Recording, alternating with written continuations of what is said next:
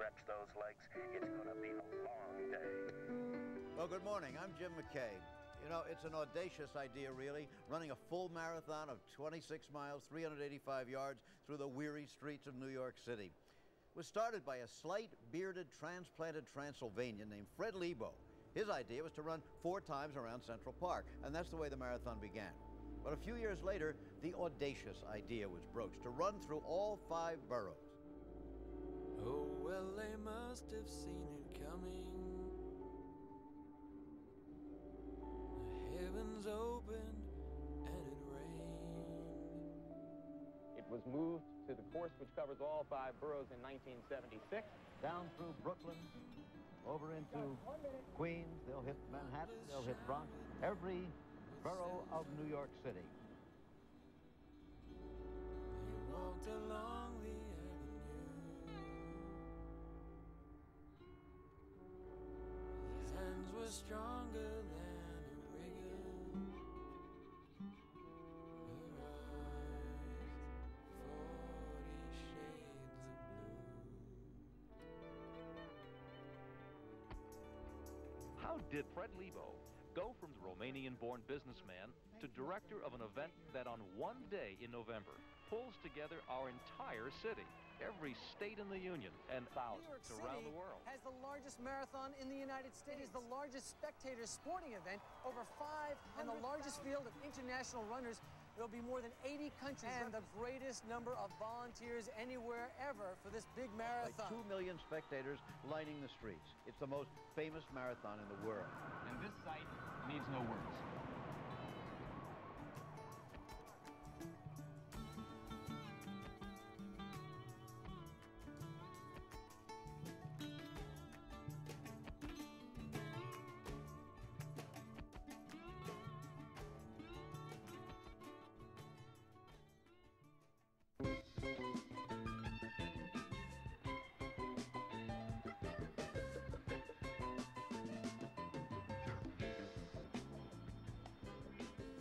In those days, runners were dedicated to the sport. There were many more people running faster than slower. We were all kind of hardcore.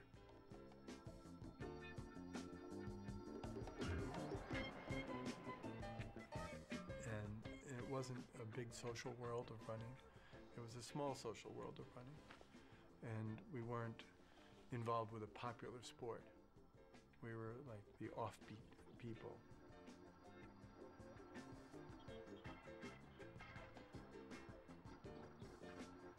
The road running, it was people were thought of as freaks.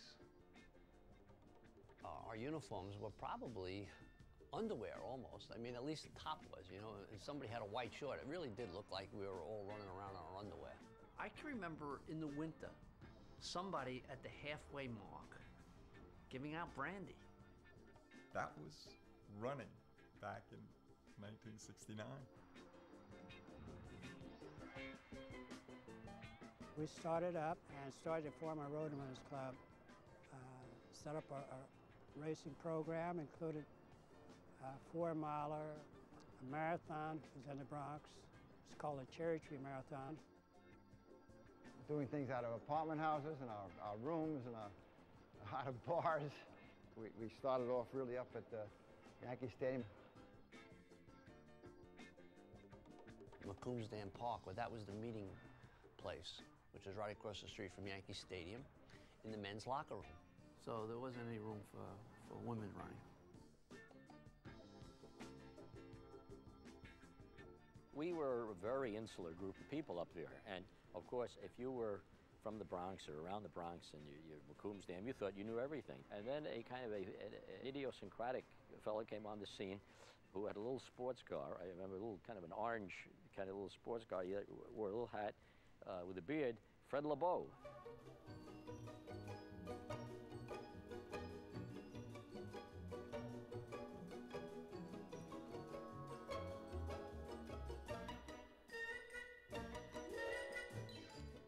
He was originally a rip-off artist in the garment industry. He would go to these expensive fashion shows and see the most expensive garments, and he was an expert at how do you make these garments really cheap for everybody? And we would rip off the design and fuel companies with opportunity. It was very, in certain ways, sophisticated, more than we were. And he was involved in downtown Manhattan, downtown. That was the world he seemed to come from. And it gave you two reactions. One, this was, like super slick. And on the other side, suspicion, what this is not the all running. He would invite us to openings down there. I don't know if it was to impress us. I never really got the whole thing, and we'd have to wear a black tie, and we would show up, and the women that were all these models and stuff, and they were all tugging at his shoulders, and I don't know if he had this thing set up or what, but he looked like this was a whole brave new world we had never seen before,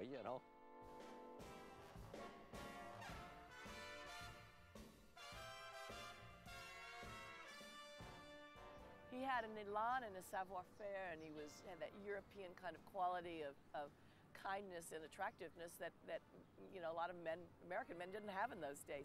He was sort of a weird guy. He'd come in his suit and his long black leather coat. And very entertaining individual. Would certainly take people out. He took us to all his fancy places, which we said, they're vacuous and empty. Why do you want to go to these things for? You have more fun with us, There was still this sense, I have to have a purpose in life, and he wasn't getting the purpose in the garment industry where he worked. The love affair with New York, how did that begin? Well, actually began when I discovered Central Park. It was in 1969. Came to the reservoir one Sunday, and I did one lap, 1.58 miles in 18 minutes, which was very slow. Fred ran like a duck, except he was slower than a duck. I mean, he was slow. Not many people ran that weren't really good runners. So it really was a pretty unique situation. He'd run races and finish way, way, way back, because not many people would risk their ego doing that. Fred went out and ran every day. It was the end of a long day for Fred. Didn't have any wife or kids. Out the door he went. I found running like an oasis in my life. I just put my running shoes on and shorts and shirt. I'm off running Central Park.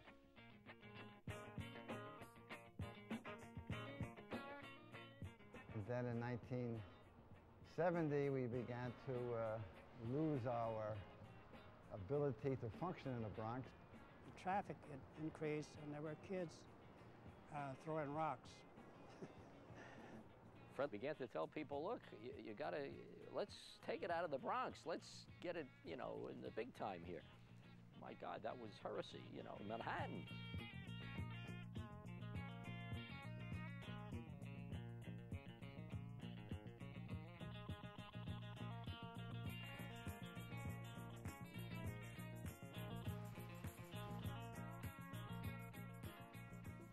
At the time, there were maybe half a dozen runners on the reservoir. Nobody talks about running. And I said, it's closed for traffic on weekends. Why don't we put a marathon in Central Park? Central Park wasn't built for running. It was built for horses and carriages to drive around. The idea of people running around the park in what appears to be their underwear or less would have been impossible. People didn't go out of their houses looking like that. Up and down the hills, and who's gonna watch what, and who knows, who can count the laps? There'll be mistakes, everything will be screwed up. And everybody thought he was, who's this interloper? Where does he get all these ideas? And that was how he operated, disturbing what we all believed was the norm. You're doing something for so many years, and you're doing it your way, and you're doing it this way, and all of a sudden this guy is telling you, we should be doing it a different way, or we should want to promote the sport more. Fred loved that. He wanted to attract the world. But I think most of the older running community didn't need that. He could see things a lot of us couldn't see. And he didn't really care who he annoyed. He wanted to take the running scene public. He talked them all into it in 1970, first New York City Marathon in Central Park.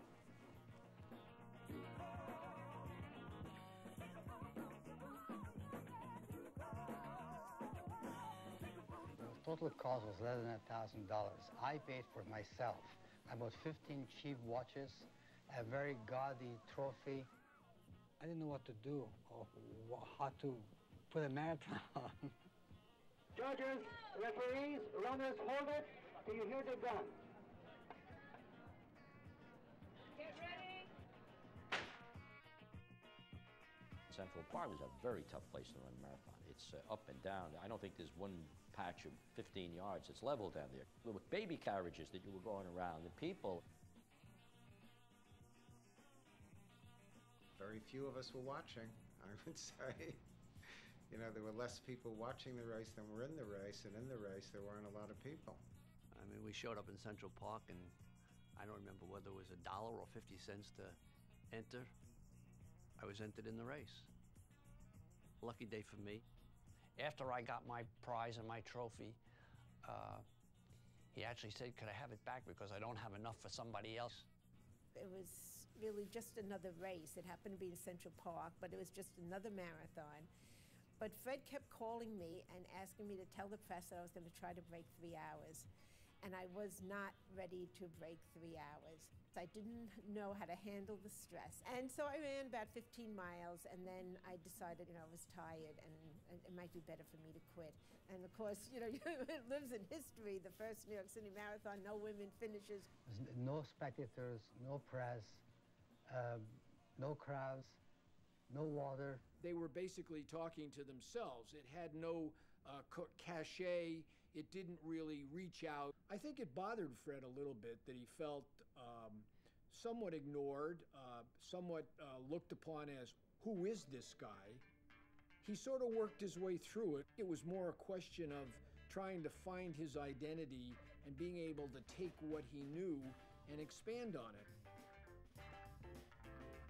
Once I discovered running, I spent less and less time in the garment industry.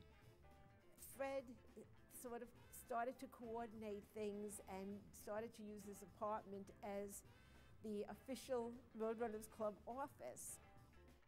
Our apartment was a 6th floor walk-up, so when we had people come by to pick up something, we had a basket we let down on the outside the window.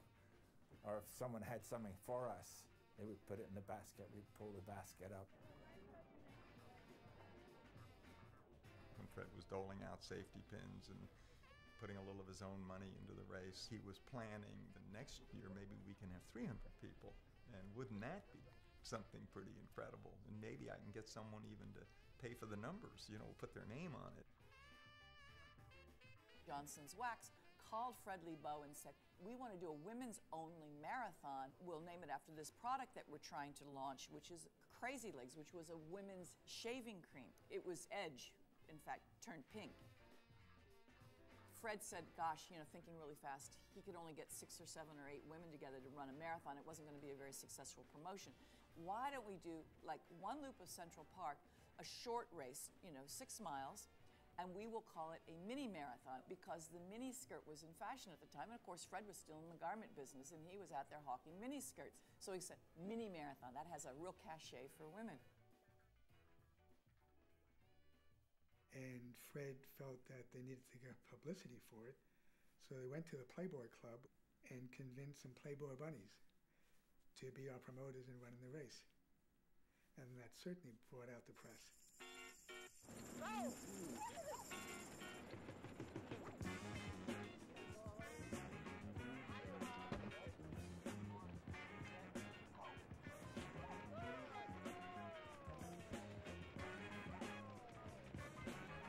And I had to do these photo ops of the bunnies, and we weren't exactly thrilled about it, but that was Fred. He wanted the race to be successful for women, and if it took bunnies to help, it was going to do that. What do you think of this Crazy Legs thing here? Oh, I think it's fantastic because this is a real breakthrough for women. This is the first exclusive long-distance race for women. Oh, this is the first marathon of its kind, the first road runners race in the country, I believe, for girls. And it's a 6-mile course, and I'm sure there'll be all levels of competitors. Some will rest on the way, some will go all the way, I'm sure. What are women doing going out and competing in physical activity when they should be home having children, raising their children, making their dinners for their family? Well, you have 3 children. When do you find time to run? Well, they play. I run while they play. And if I want to go for a long run, 15 or 20 miles, I'll get a babysitter. Just like some other women will go to the beauty parlor or play bridge or go bowling. I go running. You looking forward to it? Oh, yeah, definitely. I mean, you can see us smiling and laughing at the start and everything, but once that gun went off, it was a very competitive race. And it was a fantastic success. My daughter ran. She was, 9 years old or something? She ran, yeah.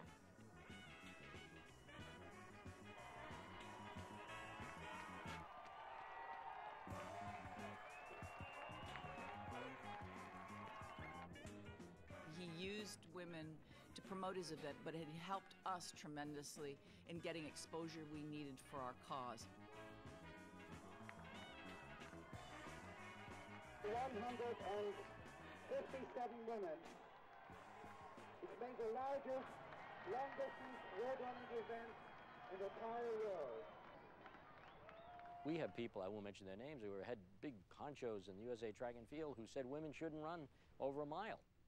And what Fred did is he brought a whole new dimension to the sport, because before him, and the reason why there were such small numbers running, to some extent, was that everyone was not encouraged. We all worked together.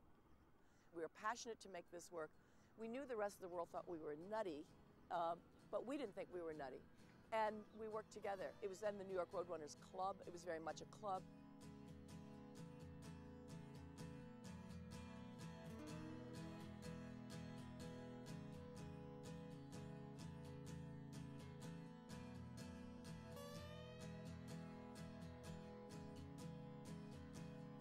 Fred was there every day. He quit his job, and he was there getting the day-to-day things going, thinking up ideas, making people enthusiastic to make it work. I had come to Manhattan from a little town in Oregon, and all I had to bring me there was my running. And I was running in Central Park, and a guy was standing at 90th and 5th, and he was asking for volunteers to come and stuff envelopes. And I began by volunteering to stuff envelopes for hours and hours. And as Fred was an expert at doing, found a little social network, for a free piece of pizza. You could sit there all afternoon, and he got people to do his work. So he hired me, and lo and behold, for the next 20 years, I was attached to him as co-worker, and he is my mentor.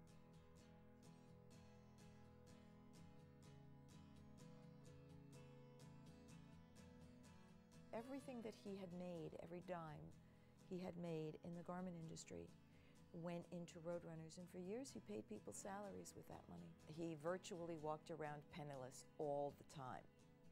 He would go in, stop in a restaurant, have dinner, and then not be able to pay the people. And the next day they'd be calling Roadrunners and saying, well, Fred owes us $12. That was the norm. That happened everywhere. It was simple. It was a simple existence.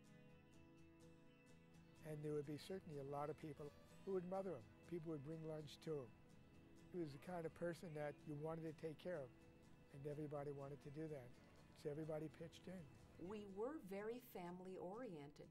We used to wait till his sister brought him food. She was like his surrogate mother, and we would all wait like vultures, and when she left, he would give us, all this wonderful food she brought. So he always took care of us.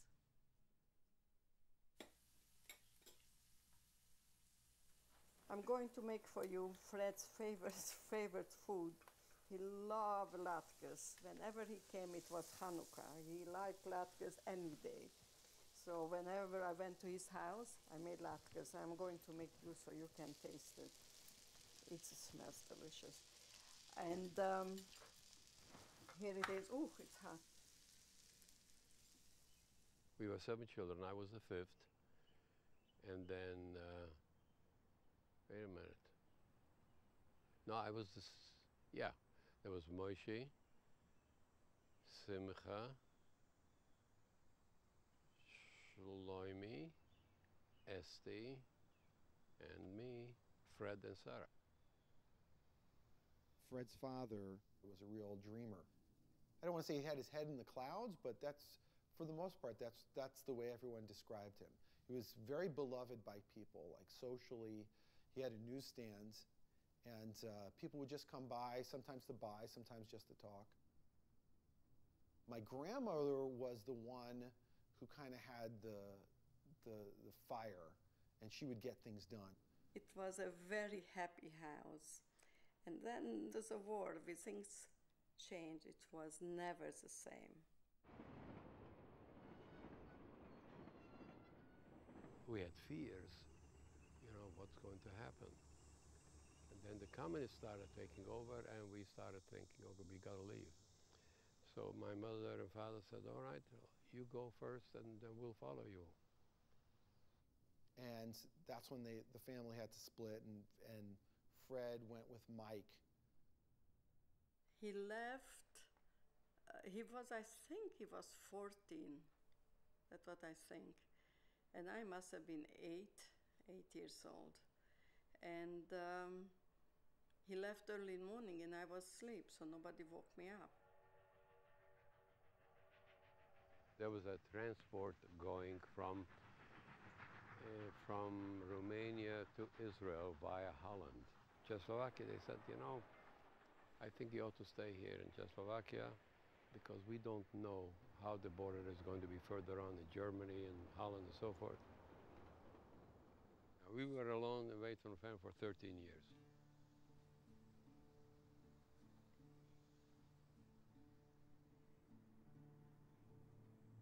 Used to cajole him, talk to him, and he didn't like it, you know. But I felt I'm the older brother, and sometimes he would say, I know, I can take care of myself, I can take care of myself, you don't have to tell me, you know. First letter we received when we were in Czechoslovakia from our parents, I started reading it.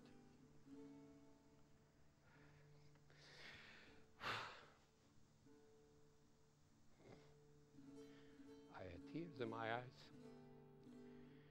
I didn't want Fred to know. So I gave him the letter. I said, Fred, you read it.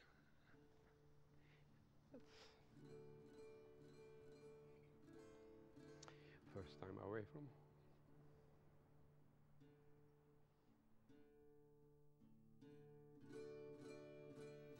When I was a kid, all I wanted to survive. You know, we were hiding from the Nazis, then hiding from the Soviets, and finally going out into the world and seek a better life.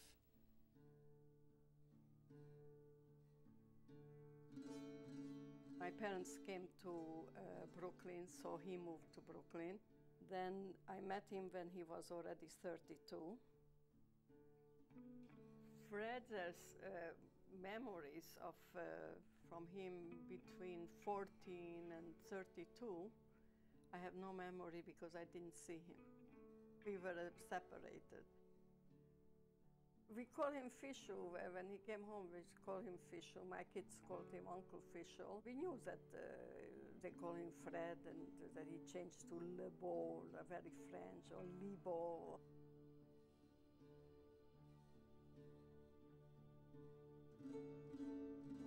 My mother wrote to me, I feel like he's a stranger.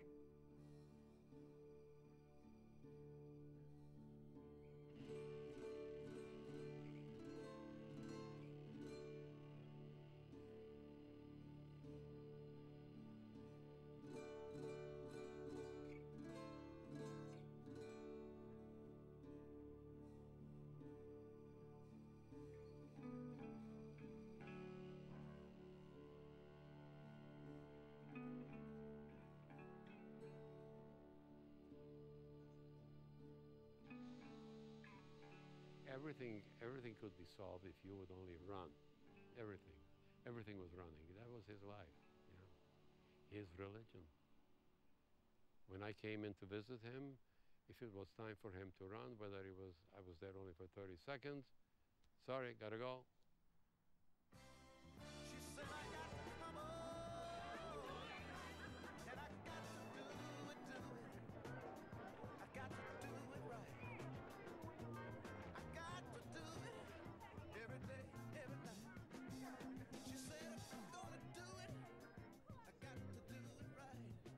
The New York City Marathon race in Central Park was in trouble, course-wise. The 4+ lap route was not suitable for the number of participants because the officials couldn't keep up with the count of the runners. So the course, in that sense, was obsolete. Here we were in Central Park, where bicycles would cut across us and people would push their baby carriages in front of us and people would have their Frisbee game going on. And it was so annoying and very dispiriting. George Pitts came around and he said, Fred, why don't you have a marathon in the 5 boroughs? Now, I qualified for Boston in '75, huge crowds, and I said, why can't we have one here? Boston was the great dream race for all of us because it ran through the streets and the public knew the race and were educated about the race and grew up on the race and cheered everybody knowledgeably. George Spitz had the idea of this race to celebrate the bicentennial, and he and Fred got together. It was expected this would be a race one time just for that celebration. The 5-borough thing was not new, okay, but the ability to do it was new. There's no such thing as original music, you know, and the idea would have come around regardless of me, but it could never have come into existence without Fred Lebow. And even I was like, well, do they want us? Do they want us to do that? Will that really be helpful to the runners? Will it be safe? People thought this was madness. Go through all 5 boroughs and across the Verrazano Bridge, no less. I mean, this can't be done. And it took a lot of politicking and, you know, Percy Sutton and all the people that really got behind this thing. The idea was, when we sat at that table, was to draw the route. We were going to start it across the bridge in Staten Island. We'll come across here, we're going to Brooklyn, and then we'll go from there to Queens. And then we want the Bronx, we want to be sure we get it into the Bronx.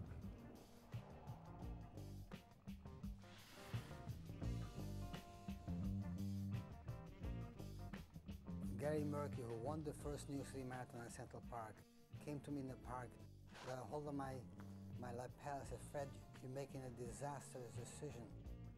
How could you run a marathon, women and men, through the terrible neighborhoods of Bedford-Stuyvesant and Harlem? How could you do that? I pretended I wasn't concerned. I was nervous. I was very nervous. One of the ways that Fred sold the concept of the 5-borough marathon to the city was that the city needed something positive. You went through some of the worst economy the city ever had. The city was ready to go bankrupt. We're facing up to the financial crisis confronting this city and state. We need your help. I know you're going to give it. 1 week ago, New York City tottered on the brink of financial default, which was deferred only at the 11th hour. And when New York City now asks the rest of the country to guarantee its bills, it can be no surprise that many other Americans ask why.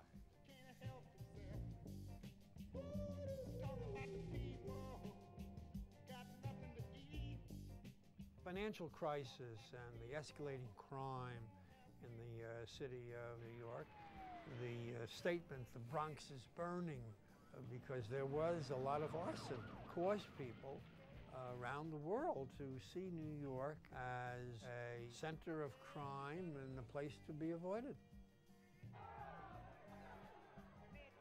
There were always attempts to disprove the fact that you could do this on any different level. You're going into the Bronx? What does that mean? How safe is that going to be? So there was a lot of skepticism. There were running jokes of running for your life instead of running for your life. A period of time when New York City needed something, he was the person that was needed.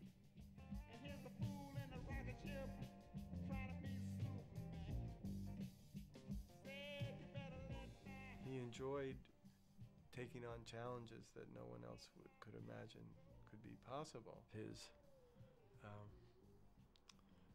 identity, his uniqueness in this world was that he confused people. It was all about mirrors and shells and moving things around and hiding things.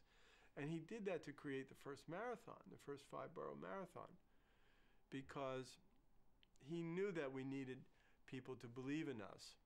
And we didn't have anything to believe in yet, except for his vision of how great it was going to be. So he assured everybody that the numbers were there for everyone, and even made up numbers. And he assured the runners that we had plenty of support, plenty of sponsors. We didn't have it. The Roadrunners and Fred were broke. They didn't have a penny. Fred was out there beating the bushes looking for money to support the marathon. And the Garment Center, I guess, produces a different type of salesperson. So he was rough and tumble sales. The people at the bank, the senior officers of the bank, when they met him, they all fell in love with him. They bought into it very well. I mean, you know, $5,000 is a lot of money to sponsor in those days, especially sponsor something that no one really knew what it was all about. I mean, this was a time when no one used the word event marketing. Sponsorship was very, very new, very green. He had in his mind always the vision of how he wanted events run, and he was so headstrong. He had no intimidation. He assured the press that we had plenty of runners. We didn't know how many runners we had at that point. I won the Boston Marathon in 1975, set the American record. In '76, I made the Olympic team along with Frank Shorter. Frank ran superbly in the Olympic Games. I ran really poorly. Fred Lebow, he invited us both to the first 5-borough New York City Marathon. I had something to prove because I failed, you know, in the Olympic Games. So I say, yeah, we want to do it. I was coming in sort of to support running in New York and to meet this crazy guy who thought he could run through all 5 boroughs of the city, because I wanted to see if it could happen. What better thing than to have those two Americans at the first 5-borough race, just having come off the 1976 Olympics, and it was one of those things where it all came together. It was the right time. There was the window. And it created a huge, huge media and a great following, and gave a local little race that was in Central Park. Suddenly it was not only in the streets of New York, but it had the best runners in the world here. He assured the sponsors that the press was there, eager, and the crowds were all going to be there. Going in the marathon, he was so nervous about it. He was up, I think he went 3 nights in a row, he didn't sleep. And I saw him maybe 2 nights before the first 5-borough marathon. And he said, Bob, I don't know if I'm going to make it. If I don't make it, you're in charge. And I said, no, no way I'm in charge of the marathon. You're nuts. When a bunch of kids come and says, you guys run into my turf, no permission to do that. The police okayed it. You don't believe in police. Well, I gave them T-shirts and jackets and caps for the group to become marshals on the course. Never came around again. Getting the police and other people within the boroughs to embrace it.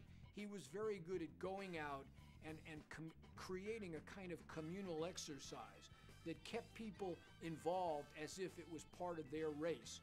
And what it was is that everybody believed him. So they all showed up and we had the numbers. And that was genius. And so it began. The year was 1976.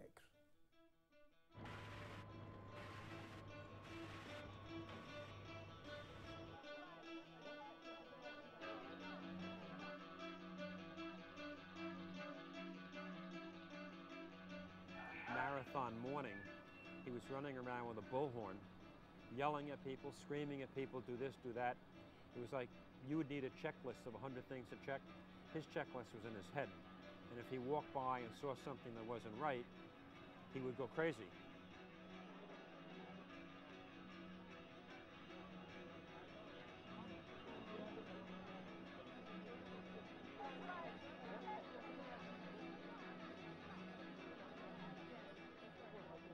My brother drove me out to the Verrazano Bridge, parked his car on the bridge, and we lined up for the race.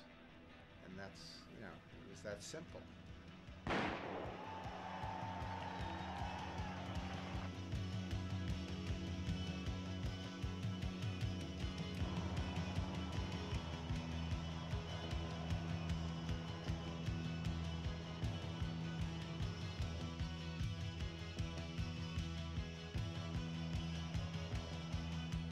It was a beautiful day the first year, and it was so exciting, you know, running over the Verrazano Narrows Bridge. We thought the race was huge. There were 2,000 marathoners that first year.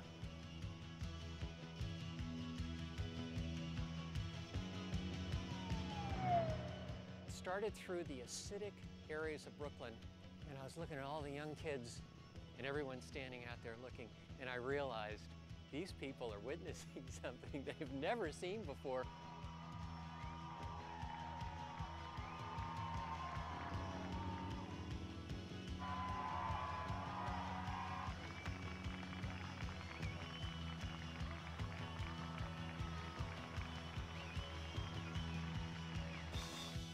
Of course, we wanted it in all 5 boroughs, so there was just that little dip into the Bronx, and it was literally around a telephone pole.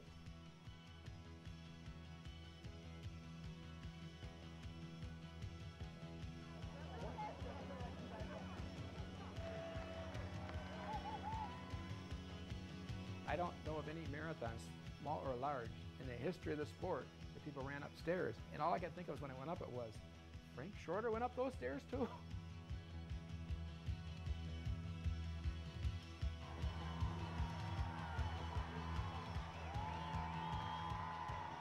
No amputee had ever run a marathon or any significant distance before. And there were people out there cheering their lungs out.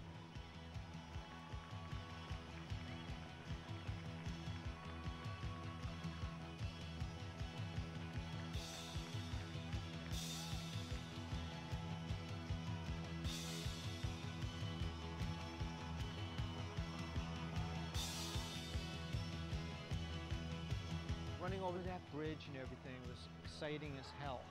Queensboro Bridge. And coming to Manhattan and boom, excitement, the energy of that.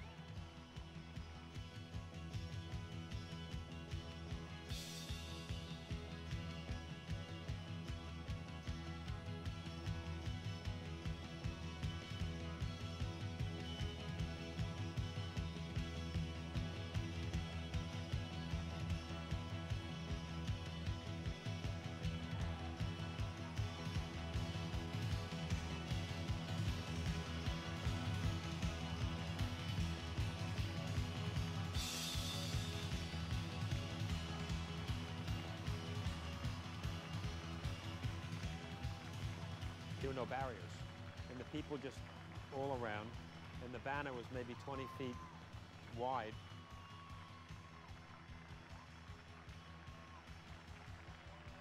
But you literally finished and sat down on the benches at the finish line and waited for your friends to finish.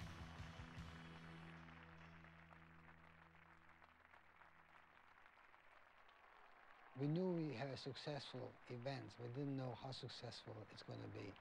We couldn't anticipate my wildest dream that this was going to happen.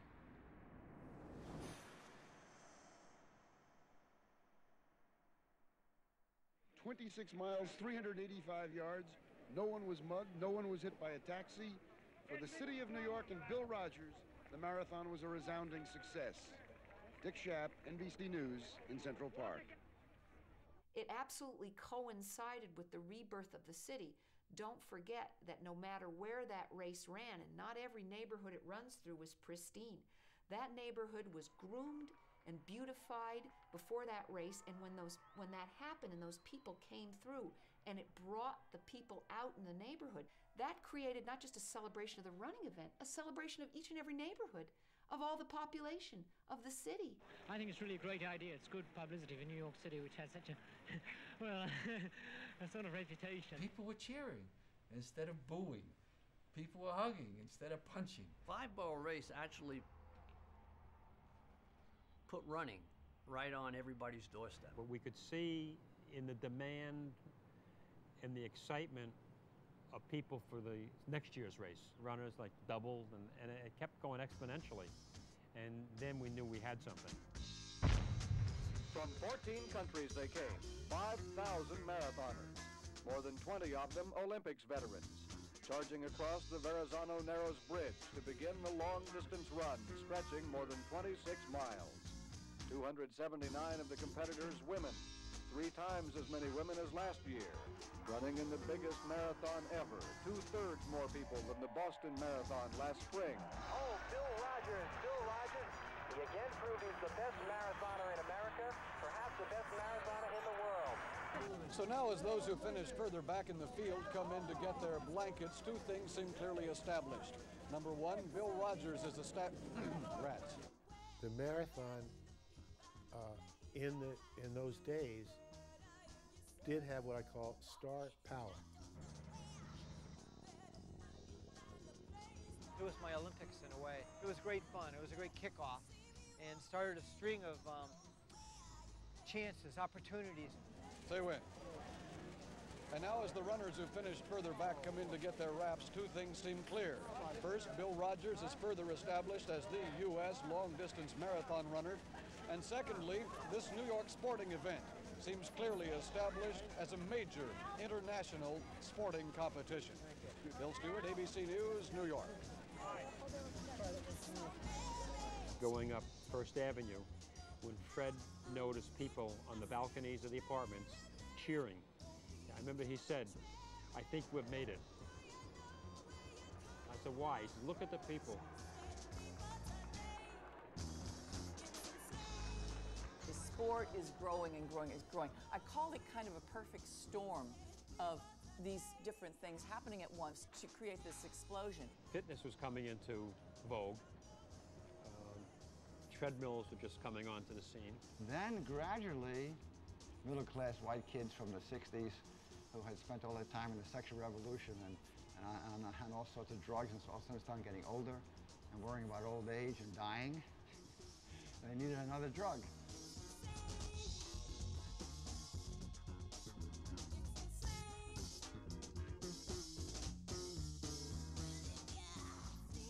There has been an astonishing growth in the popularity of long-distance running, especially in this city. I found it the easiest city to work with. I've heard people from other cities calling me up, "How did you get New York to do all this? We can't get them to close 1 block. And you've got them to close bridges and roadways and over 300 intersections. It's amazing." London Marathon came out of New York. You know, the whole modern, urban, big city marathons around the world. Moscow Marathon started up, Beijing. New York City Marathon really was the race that gave it a push for the road running boom to go global. And you found time to run in, what, 11 marathons this year? 12. No, 11 different countries. 11 different countries, 12 marathons. Did you miss the fact that you don't get to run in your marathon? I do, but I've compensated for it. I always make sure I run a marathon about a few weeks or a month before. And the boom continues to snowball, fueled by reports that running strengthens the heart, that runners have better sex lives, that social contacts are improved at weekend races. You know, the Park became the best singles bar in New York, and all you had to do was show up in the evening and, you know, say to a guy or a girl, "Gee, where'd you get those shoes?" And bang, you had a relationship. And Fred was into that better than most. I mean, he had more girlfriends than anyone I knew. you'd go to a party and everybody talk about their running. It was really boring. But that was the thing back then. So for every year, we'd have more and more and more people wanting to come out and be in these races. A few seconds after midnight, over 3,000 people crowd the New York City main post office. Their objective? An early postmark to improve their chances of being accepted to run the New York City Marathon. The world-class runners are automatically admitted to this race. Correct. But thousands of other amateur runners from all over the world want to get in it as well. How do they get in? Try to cajole us, sometimes threaten us, and sometimes even bribe us. And but it's expected when you have over 20,000 people rejected. They train very hard all year round. And finally, when they're ready for it, then we just say, I'm sorry, but we're overbooked. It gives people from all over the world a chance to see the city in ways that they never expected to. That's right. Well, I've seen you run in Central Park. I know. Don't start talking about getting me into the marathon. No, your wife finished the marathon. My wife didn't. I didn't. I know. Okay, you owe it to America. You know all the sore points, don't you, Fred? We'll be back right after this word.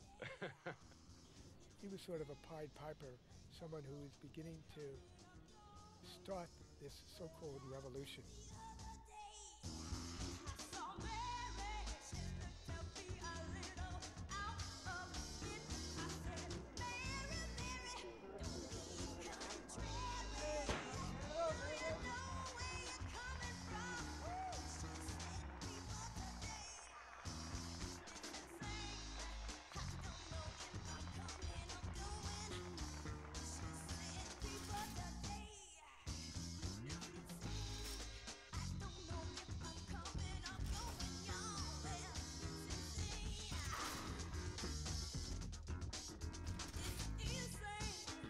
One man is 82.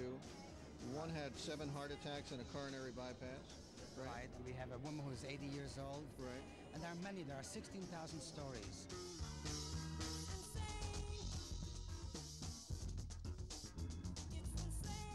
I'm just surprised when I read that there are 34 million Americans who run or jog. I wonder where the rest of the 60 million are that should be running. Or at least race walking.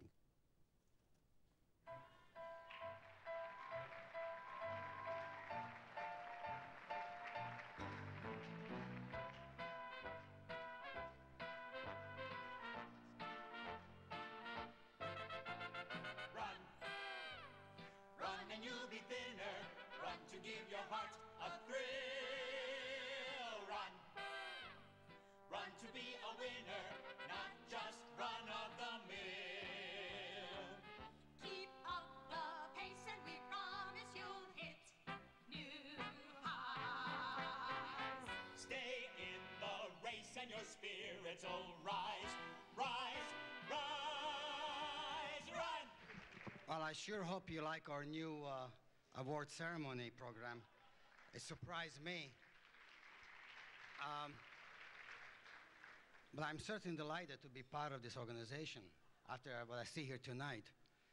And I think Fred felt of sorts that he was a missionary, convert people to the marathon, expand the Road Runners Club, make it a place that not only was wrapped up in the New York Marathon, but wrapped up on a whole program.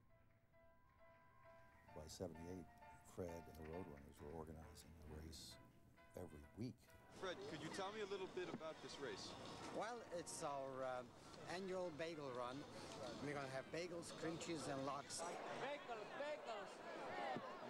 Themed races. Innovative things, the Halloween run. We used to have an event called the Baked Apple Run. Fifth Avenue Mile. All the other races he had going backwards, forwards, up the Empire State Building. Across town today, the press agents were out in force at the Empire State Building, staging a publicity stunt so silly that we decided to cover it. Fred comes along with this idea that we can run up the Empire State Building. And I don't know where he got the idea. Corporate Challenge was another one. Not content to sit and knit. The International Breakfast Run. The idea of bringing together all the international runners, have them meet at the UN. You know, like a New Year's Eve run. At the stroke of midnight on New Year's Eve. There was always something exciting. There was always something dramatic. Fireworks and champagne at the water stations. You take the idea of a pasta before running a race, and it's a really simple idea. It's just about nutrition, but who else but Fred could have made this gigantic pasta party? He had crazy ideas. Some were great. Like, some were terrible. We did them anyway. In the 11th New York City Marathon, there are over 16,000 entries. They come from 50 states and 43 countries, and many of them use the world's largest urinal. We're also going to have for the first time T-shirt trading going on. And it's very popular. Runners love to trade T-shirts. We'll make sure it's going to be clean shirts. What can we be giving the runner? You know, Manufacturers Hanover, we would give the shirts. He would have Perrier creating running shorts. He would get John Hancock or someone to sponsor the crazy little running hats. Transit workers have gone on strike in and around New York City. Fred, right away, let's promote running. Let's make a T-shirt. Run to work. He was the first one who went in the evening with sneakers, and sneaker became so popular. I think it was him. I don't know. I credited him. He had these visions. I mean, when he said he was going to buy the brownstone, people said that's the craziest thing. Imagine when you think about it. And Fred was able to put together a team of co-signers, and that allowed us to buy the building. And here was a running club with a real identity and offices, and it was professional. This is the way it should be. People really think he developed road running, and while he did that and created an environment for world-class athletes, what was most important was that he knew how to create a spectacle.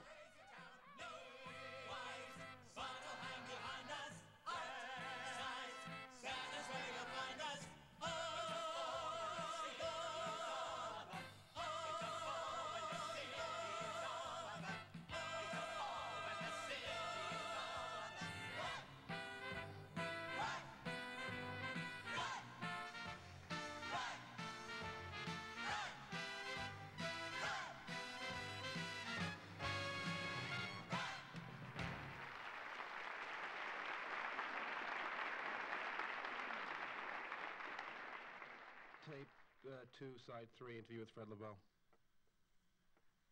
What drives Fred Lebow? Goals, achievements, success in events, new events, creating events.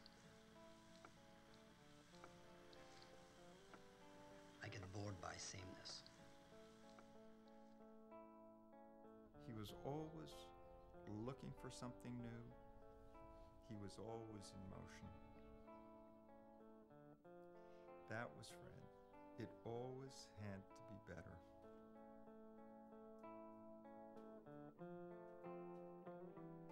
The 1978 New York City Marathon was my first road race ever. When we called the New York Road Runners Club and asked if I could run the marathon, it was his secretary who picked up the phone, and she didn't know who I was. She kind of said, "No, I don't think so." When Fred came into the office, he saw my name, and he was asking his secretary, you know, Greta Weitz, what is her name doing here? She's a world-class track runner, so let's invite her. That decision really changed my life. My longest run before coming to New York was 11 or 12 miles. I entered the race very late.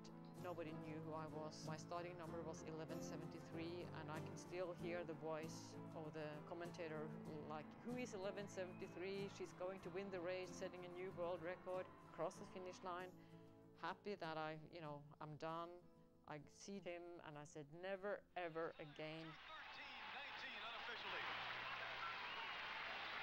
Crowd going crazy here. World records on 2:25:41. Greta Weitz of Norway, world record holder and two-time defending champion. Greta Weitz, who won for the 4th time. 6th time.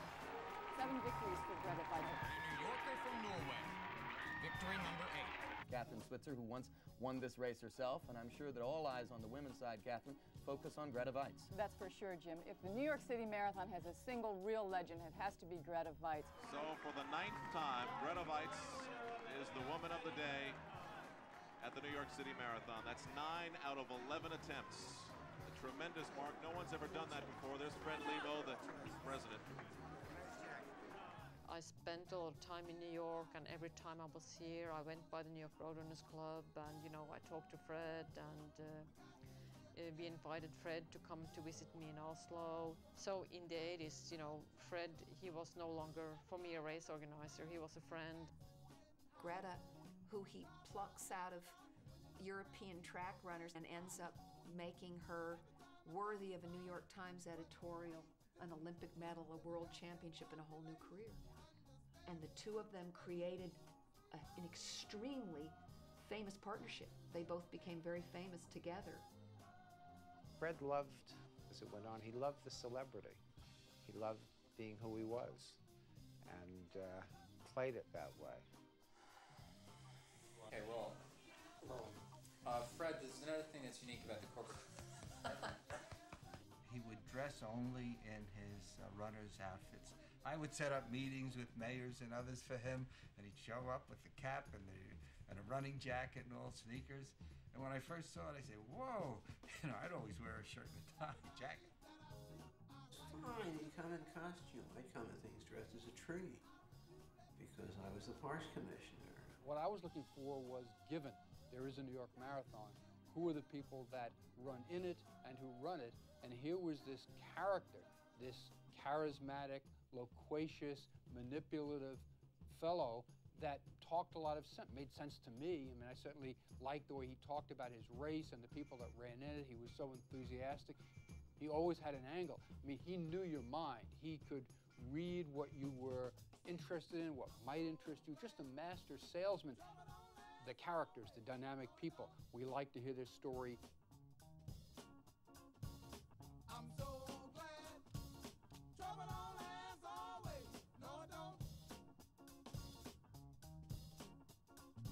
Fred always said that he needed to be famous for the organization to be famous. And so he was very willing to be important. And you are the president of the New York Roadrunners Club and director of the New York City Marathon.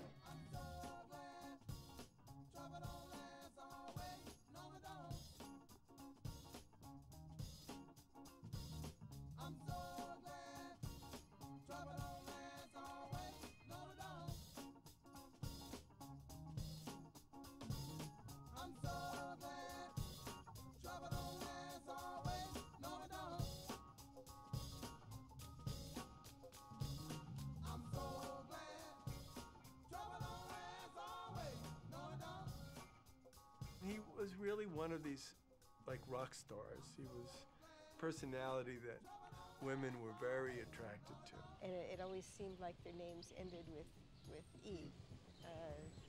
Susie, Becky, Bonnie, but we called them Fifis. Debbie, Dodie, and so we said we had his Fifi file and once I came upstairs and one of them had braces and I went in his room and I said, Fred, this is it, I draw the line.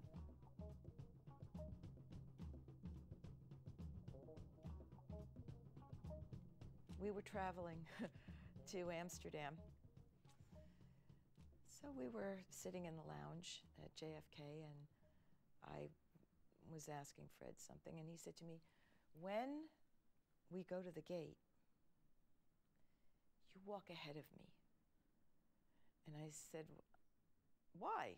He said, well, I don't want people to think that we're together. And I said, why not? You could do worse than me, Fred. And he said, well, you're too old for me, Ann. And I'm about 20 years younger than Fred.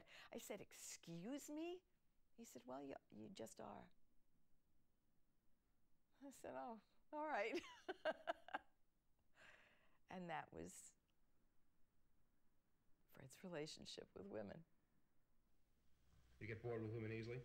That's my main problem. What bores you with them? Once I have achieved anything in life, I'm not satisfied with it. I love the chase. Chase the success of the New York Marathon or chase of the women. And once I've achieved that, I find it no longer attracts me.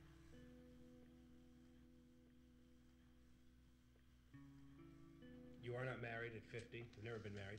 Right. You once were seeing a girl for a long time, and then it broke up. I set myself a goal of running 2,500 miles for the year. At the time I was leaving this girl, she wanted to get married, or at least have a child, and to make some commitment. I kept stalling. The day before New Year's, I came home, I realized that I was 19 miles short. She was just about getting ready to put on her evening gown. For New Year's Eve party? New Year's Eve, it was a black tie party. And I told her, listen, we'll be a little bit late because I had to go out and do a run. I ran, I think, 3 loops plus to make sure I didn't shorten it. And I came back to the apartment. It was almost 10 o'clock. And I got up to the 5th floor. There's my bag with a note on it outside her door, saying, as I promised, goodbye. One of the reasons he never married and never had children was in those years when he was so young. I think he was 14 when he left his parents. And I think that he needed to be nurtured a lot longer than he was. Fred never talked a lot about his childhood or his time before he came to the United States. Once in a while he would tell some stories.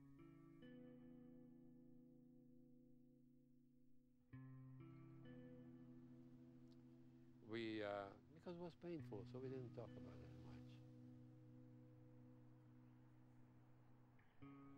Because I didn't ask him, because I didn't probe, I don't know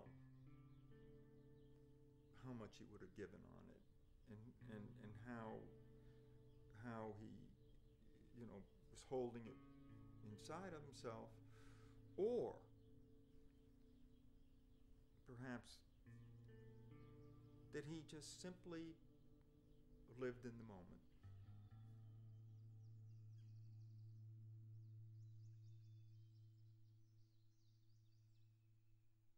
We don't have any particular design or plan. I'll make a brief statement and we'll both answer questions together.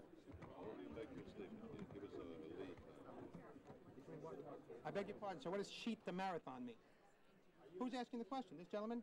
The story in the Times this morning indicates that an eyewitness saw her take a subway to the finish line in New York City. If everyone says I didn't cross the finish line, okay. Mr. Lebow, though, makes a plan to send everyone this little certificate, which is an official certificate of everyone who has finished the New York City Marathon. I believe this woman is a imposter. I am not a marathon runner per se. I haven't been running for 15 years. The fact that I ran a course of 26 miles to myself, coming across the finish line with a time of 2 hours and 31 minutes, I think is remarkable for me. And Fred looks at her, not sweaty at all, overweight, and said, "You didn't run this race." She says, "Yes, she did." Last night we checked the videotapes of our finish line, and we have conclusive evidence that she did not cross the finish line. Can a person's number be obstructed? Not in the tapes I saw. No numbers were obstructed. Do you see every number? Every number. Every number. Somebody saw Rosie, got on a train with her, went to the station. I was never on a subway on that day of the race. We maintained this trust that runners were there to see what they could accomplish. And we just had this sense of trust that you wanted to run your race to see what you could do. We didn't think about people trying to cheat. Fred wanted to see justice done, and he was furious about anybody who came in and kind of made a mockery further of this thing, which was threatening to bring a scandal onto running. And then when people started making fun of the fact that Rosie had pulled this off, example, a runner going to the New York City Marathon wearing a Rosie Ruiz Track Club t-shirt, which had a picture of a subway token as its symbol. I'm Johnny Carson, the Rosie Ruiz of comedy. No, what I mean by that, I'm around at the finish, but nobody can prove I did any jokes in between. Kind of a weird case, wasn't it? Nobody seems to know what's going on back there. It was all things that he was now reacting to rather than orchestrating and initiating. I mean, putting that out there was a way of just slapping at Fred's soul. It was getting inside. It was gnawing. It was saying, You missed it, guy. How could you blow this? He was totally incensed. The marathon was like a holy grail. And, you know, it upset him greatly. And so anybody who made fun of it, he was just on their case like a madman. It was naive of us to think that nobody would cheat. We couldn't believe anybody would do it. Because why? You're only cheating yourself. But now, suddenly, running had become famous, big. It gave people recognition.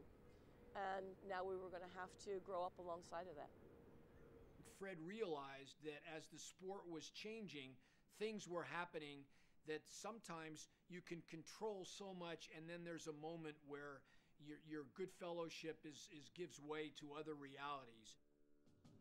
The loneliness of the long-distance runner is a thing of the past. Marathoning has become big-time sport and big-time business. New York and Chicago are doing the bidding. Emissary in the sport is Bob Bright, the Fred Lebow of Chicago. Bright says he spread $150,000 in appearance fees. Chicago has overcome its #2 marathon status by outspending New York and getting better competition. So the battle lines are now clearly drawn in this tale of two cities.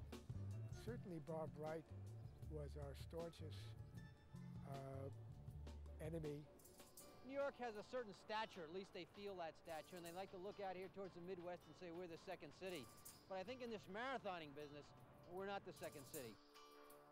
Me and Bob Bright really went head to head because Bob's event, the Chicago Marathon, was around the same time as New York. And that was competition, you know, who could have the better prize money, who could have the better athletes, who has the better event. The winner of New York City Marathon is an instant celebrity. They can cash in immensely. Once prize money came in, it attracts the media, it attracts the public. It makes it more exciting. It raises the level of competition. If they want to surpass Chicago in terms of the competition, Fred will have to fight even harder. But Bob Bright's a competitor too, you know. They're like the runners, you know. Having Bill Rogers in your event is a big deal. I mean, 4 times Boston, 4 times New York. And I wanted him in Chicago, but I could see that what Fred was going to do is just sort of wait it out. Well, I would call Fred up. You know, I would be counting on going. I want to run, you know. But at the same time, my fee was going up a little bit. And he did offer me a deal, but I felt sort of demeaning because I would have had to wear, there was a brokerage company which was going to pay me my fee. And I had to wear it on my chest and I think on my butt. I said, this is ridiculous. I said, no, I'm not going to do that. I'll let it go. It has been a very, very interesting day. Bill Rogers did not win the marathon today for the 5th consecutive year. A man who won it from the University of Oregon, Alberto Salazar, finished in a record time today. He's riding his arm. He's got 30 seconds left for a world record performance. He's gonna do it. He's gonna get it. He's gonna do it. A new world record.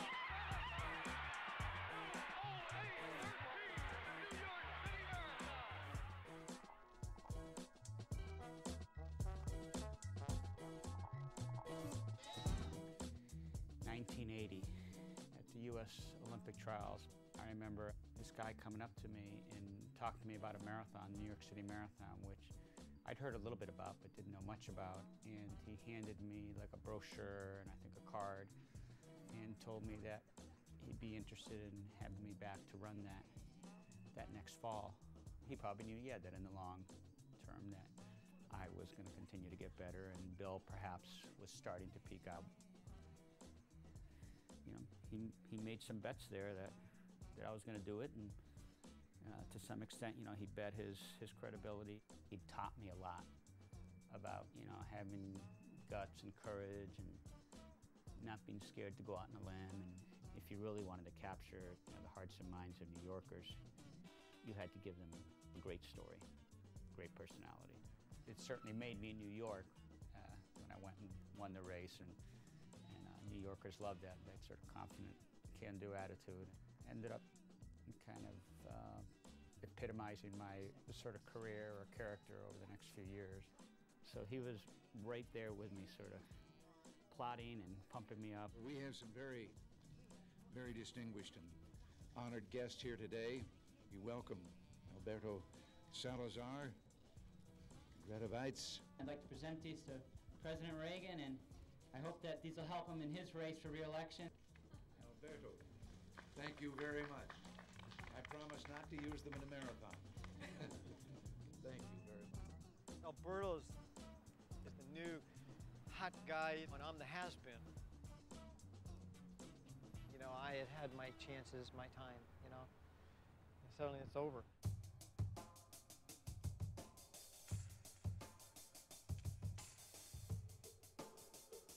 I did see Fred change and grow, and as the world around him grew. Fred was an amazing, brilliant manipulator and would do anything for a result, any means to an end.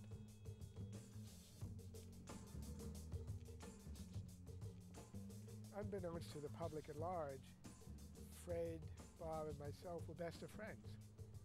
Fred was the first to recognize that he and I fighting in public was good for marathoning. He said, this is working, okay? The more that I sort of poked at Fred, the more visibility it would put on my race. And Fred, of course, played it back the same way. Fred had an instinct for the media, what would make a news story, and it was a bit of a game. I don't know if I asked you on this tape about being the club and being a benevolent tyrant. Yeah, well, my answer to it is mainly because I had to accomplish something very fast.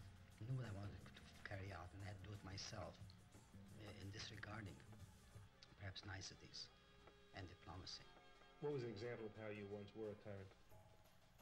I never called a director's meeting in 5 years.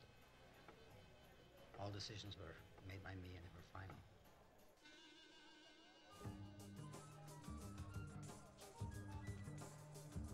And Fred wasn't so much a dictator as he was a chaos creator that made things happen just because nobody was grounded around him. He liked smart guys. And that meant people who often were corrupt. I'd find people who were double billing us. And I'd say, Fred, these people are double billing us. What are we doing? He said, that shows how smart they are. I know they'll do a good job for us because they're so smart. I don't even think he wanted the books to be in good order. He gave my treasurer's report. I said, well, we lost money last year. I hope that we do things smarter. Then Fred got up and he said, this coming year, I hope we lose even more money. And that will tell me we're doing good. Afterwards, I said, Fred, you're trying to lose money? He said, yes. I want to put us in a position where the sponsors have to come through for even more. He was outrageous. Fred called me one day. I had a big meeting here at my office. And my secretary came in twice and said, Fred Lebow's on the phone. He says, Jack, I don't want to, he was always very polite with me. I don't want to upset you, but one question. Is it true you called me an unguided missile? And I thought about it for a second. I said, yes, Fred. Oh, good. Thank you. That's all I wanted to know.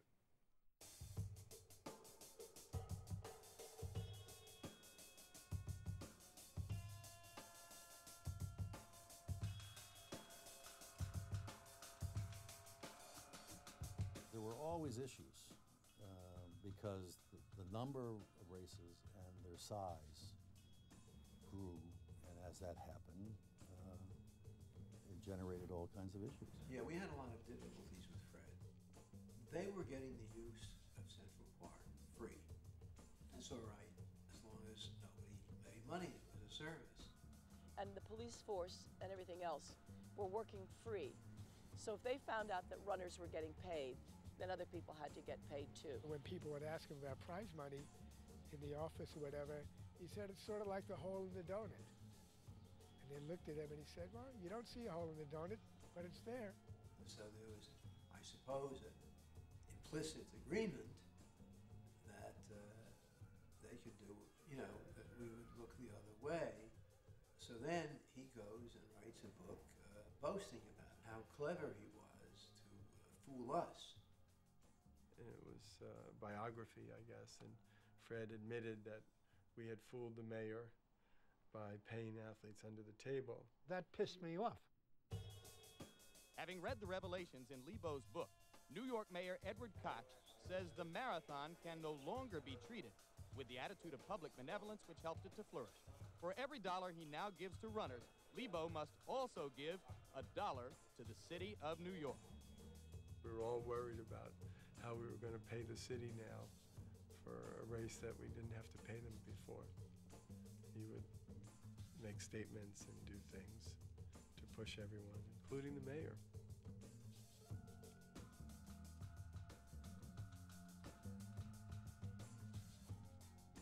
There were times when I would get a call from Fred, sometimes at home, sometimes at kind of strange hours.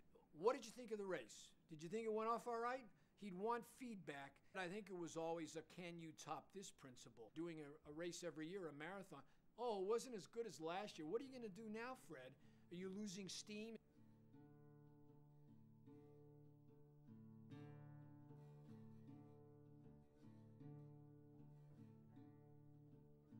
Fred did have moments when he'd pushed the rock up the hill, the rock had stayed up there, and now it was teetering down again, that he had to get back and get it going for the next year. And that part of that was depression, or he didn't know what to do with his time. I think this is a man who didn't handle free time very well. I think he needed missions, he needed projects, and if he didn't have a marathon coming up for 364 days, I suspect he would invent something else to keep himself busy. You know, chastising his staff, or next year we've got to get this, or hitting up on a sponsor. Was it chaotic? Yes. Did we thrive on it? Yes. Did we all stay? Yes. Yes, we did. And I think that speaks volumes. You can talk to people who say it was chaotic. You can talk to people who say his management style was off the wall. But then you need to ask the question, well, did you stay or did you leave? Nobody left. Nobody ever left. What are the rewards for you? Well, there are many.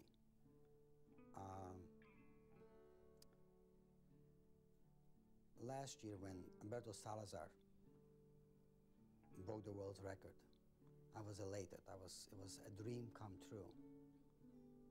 It was almost too much because I felt there always should be something left over. It's about the end of a dream, but dreams beget dreams, and you go on. And it's amazing how much more there is to do.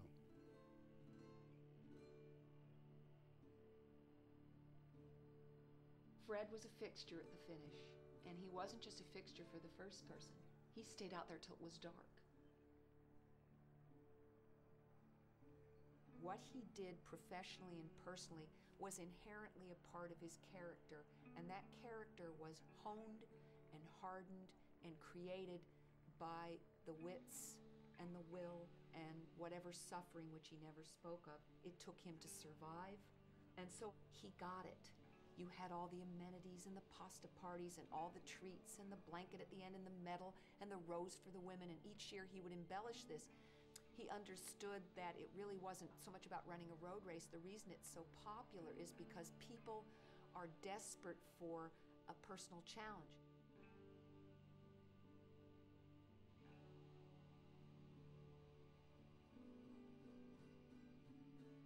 When it was all said and done, and we had this event, and it was over, I learned something that has carried me through to this day. And I found Fred sitting on a bench by himself at the finish line, and I sat down and he said, "What's the matter?" I said, "Oh, I just don't know. I'm so depressed." And he said, "Oh, I'm this way every year. Do you understand? You're depressed because it's over." And it was this exquisite understanding that you could care about something so deeply and be so involved, and that's what you call living in the moment, that when it was gone, you missed it.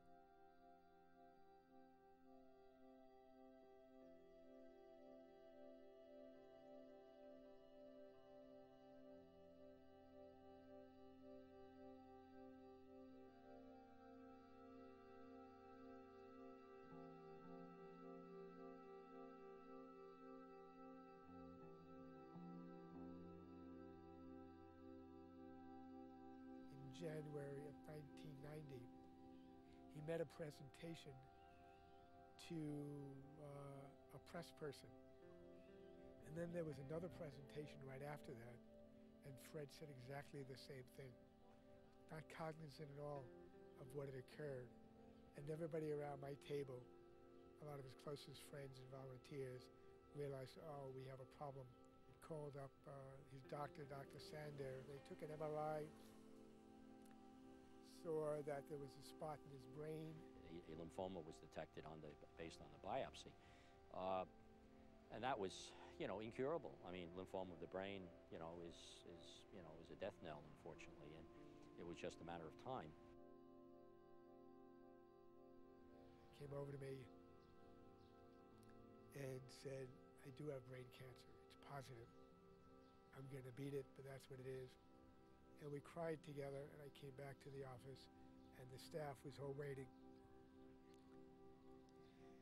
to hear what the report was. And just like I am now, I was crying, and I said, it's brain cancer. But Fred will beat it. And everybody started crying as well. And then we knew we had to get on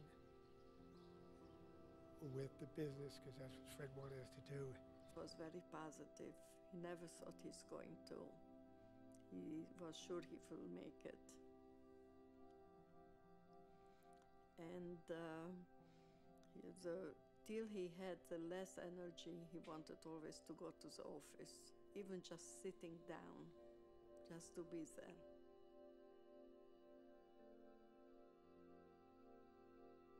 I think I become much mellower. I no longer refer to as a czar. I'm more involved with my family now than ever before.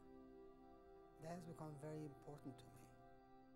He was in my office one morning and he said, you can call me Fischl Leibowitz from now on. Why, Fred? And he said, because I don't want to die under an assumed name.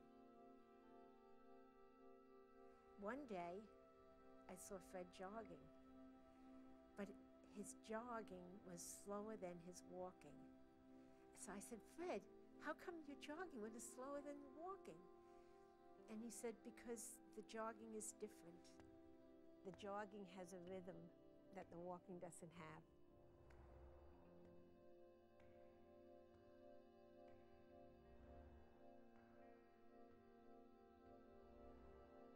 He was up and at it. I have to tell you, even when he was at Mount Sinai, he had marked off in the hallways a little course for himself. He was out in the hallway with his, with his IV and his hospital thing on, his hospital gown, and he was going top speed down the hall. He had it measured, the miles. Oh, I just got a mile in. I just got 2 miles in. So he wasn't going to let this thing, get to him. After he was operated on, he was still recovering. He was still looking pretty poor at the time, and we had the marathon. And he went out. Some of the people at the organization didn't want Fred to do that because he looked bad, would be a bad example of the organization. That people shouldn't see somebody looking so sickly among a healthy sport. And the rest of us said, no, Fred's an inspiration.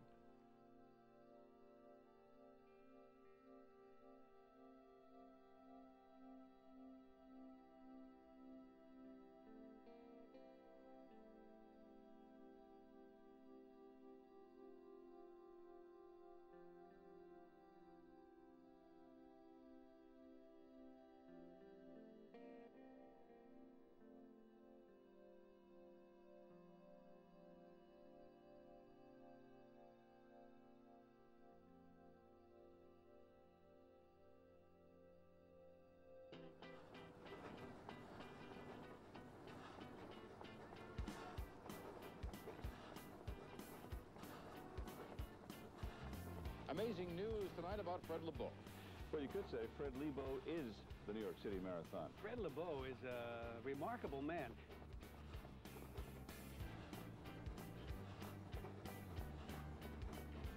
Fred Lebow, of course, the founding father of the New York City Marathon. But just over 2 years ago, Lebow was sidelined by brain cancer. Then doctors gave him only a few months to live. He's directed the marathon since its inception back in 1970, and now he's announced that he will run the race for the first time this year, 3 years after he was diagnosed with brain cancer.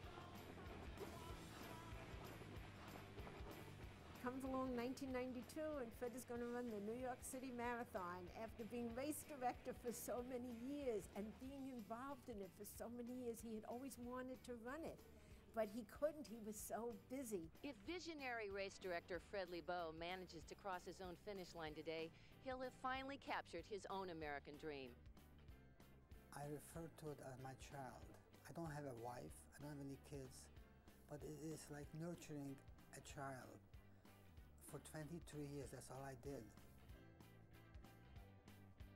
In 1992, I got the opportunity to run with Fred when he decided to do his own race for the first time.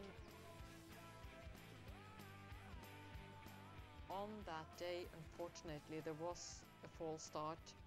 We were up at the podium, and when the cannon went off, and he realized that the men started like 20 seconds, 30 seconds before they should. Fred got very upset, and he said, I can't run, I have to make sure that this is okay. And I was like, Fred, we are going to run this race.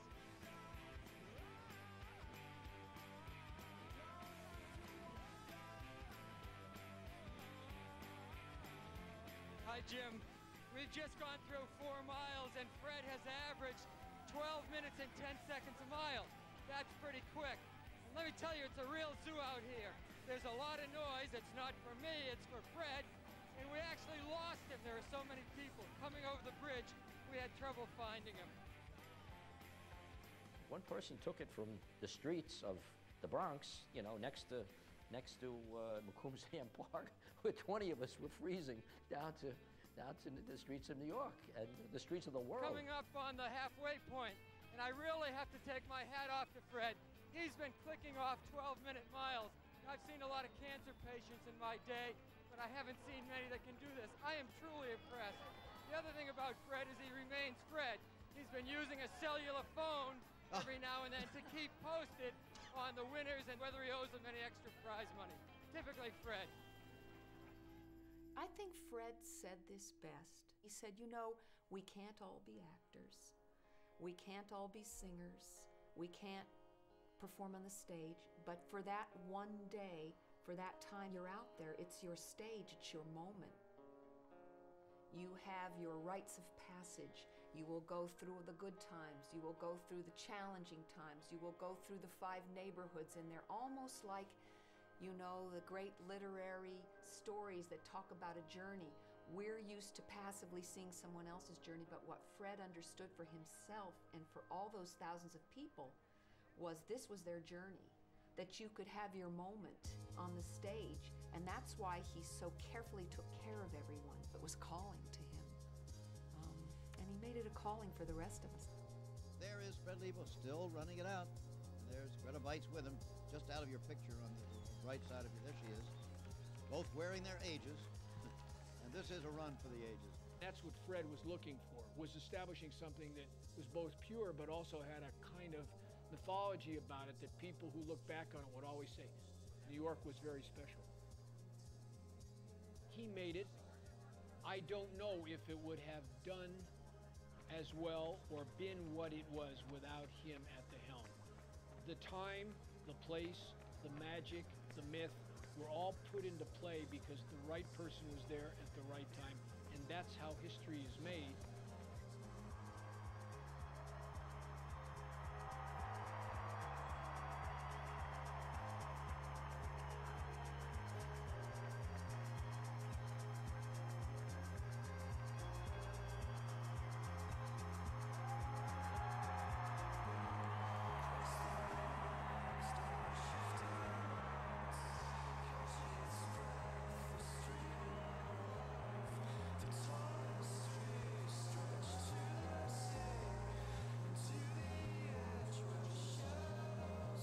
See him complete the race that he started And he saw it grow, and he fathered, and then he was able to complete it.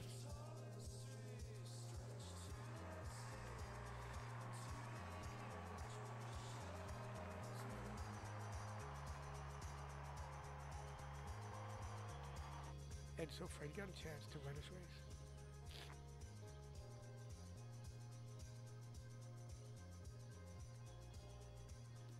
It was unbelievable. Words don't do it justice. So in that sense, I think he was transformed. He got to feel what everybody who ran his race felt.